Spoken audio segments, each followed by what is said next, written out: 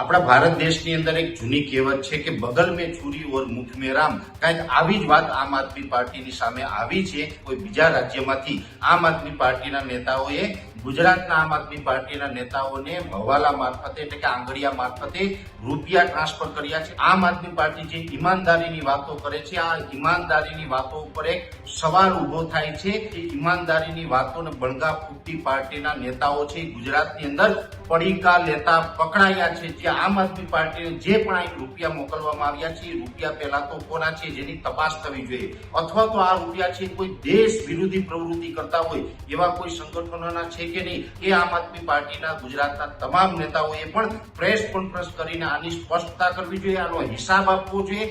આખો વિડીયો જોતા પહેલા હજુ પણ અમારી ચેનલને સબસ્ક્રાઇબ નથી કરી તો યુટ્યુબ પર સબસ્ક્રાઇબ કરો અને ફેસબુક અને ઇન્સ્ટાગ્રામ પર ફોલો કરો.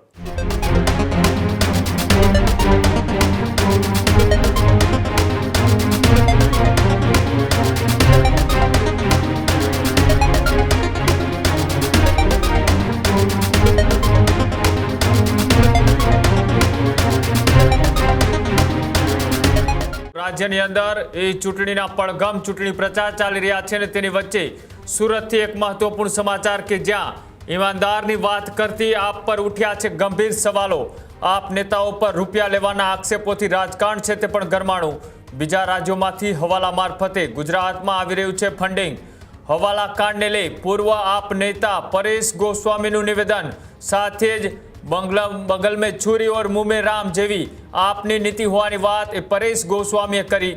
સાથે જ આપની ઈમાનદારીની વાતો પર સવાલો છે તે ઊભા થયા. ઈમાનદારીના બળગા ફૂંકતા નેતાઓ પડીકા લઈ રહ્યા હોવાની વાત પણ પરેશ ગોસ્વામીએ કરી. જે રૂપિયા આવ્યા તે કોના છે તેની તપાસ થવી જોઈએ. જે રૂપિયા દિલ્હીની સામાન્ય જનતાના છે કે પછી મજૂરીના, આવો સવાલ એ પરેશ ગોસ્વામીએ ઉઠાવ્યો છે. એ રૂપિયા પંજાબના ખેડૂતોના હોવાની વાત એ પણ ચર્ચાઓમાં ચાલી રહી છે. તેની વચ્ચે હવે આગાહીકાર અને જે ખૂબ ચર્ચાઓમાં રહેતા હોય છે એવા પરેશ ગોસ્વામીએ પણ એ સ્થાનિક સ્વરાજની ચૂંટણીમાં સુરતથી જે હવાલા કાંડ નેટવર્ક સામે આવ્યું છે તેને લઈ તેઓએ પણ આમ આદમી પાર્ટીઓ પર સવાલો ઊભા કરતા શું કહ્યું, આવો તે પણ જોઈએ. જય જવાન જય કિસાન.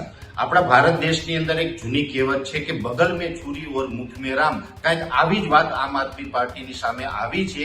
મને જાહેર સમાચારોના માધ્યમથી એક મેસેજ મળ્યો છે કે કોઈ બીજા રાજ્યમાંથી આમ આદમી પાર્ટીના નેતાઓએ ગુજરાતના આમ આદમી પાર્ટીના નેતાઓને હવાલા મારફતે એટલે કે આંગળીયા મારફતે રૂપિયા ટ્રાન્સફર કર્યા છે. અને આ રૂપિયાની જે રકમ છે એ ખૂબ મોટી બતાવવામાં આવી રહી છે. ત્યારે આમ આદમી પાર્ટી જે ઈમાનદારીની વાતો કરે છે, આ ઈમાનદારીની વાતો ઉપર એક સવાલ ઉભો થાય છે કે આજે જે દુનિયાભરની અંદર જે ઈમાનદારીની વાતોને બળગા ફૂટતી પાર્ટીના નેતાઓ છે ગુજરાતની અંદર પડીકા લેતા પકડાયા છે. જે સ્પષ્ટ થયું છે, જેના સીસીટીવી ફૂટેજ પણ ઘણી જગ્યાએ વાયરલ થયા છે.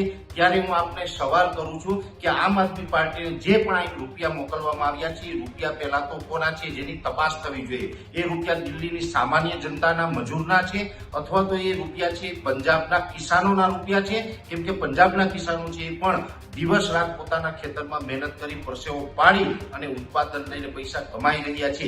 એ એની જનતાના જે પંજાબના ખેડૂતોના રૂપિયા તો નથી ને, એ પણ તપાસ થવી જોઈએ. અથવા તો આ રૂપિયા છે કોઈ દેશ વિરોધી પ્રવૃત્તિ કરતા હોય એવા કોઈ સંગઠનોના છે કે નહીં, આની તપાસ થવી ખૂબ જરૂરી છે. અને ખાસ કરીને આમ આદમી પાર્ટી છે જે ઈમાનદારીની ખોટે ખોટી મોટી વાતો કરે છે, એ આમ આદમી પાર્ટીના ગુજરાતના તમામ નેતાઓએ પણ પ્રેસ કોન્ફરન્સ કરીને આની સ્પષ્ટતા કરવી જોઈએ, આનો હિસાબ આપવો જોઈએ કે આ રૂપિયા ક્યાંથી આવ્યા અને કોને આપવાના હતા, અને આ રૂપિયા છે એ લીગલ છે કે અનલીગલ છે, એ તમામ વસ્તુ ઉપર આજે ગુજરાતની જનતા છે જવાબ માંગી રહી છે.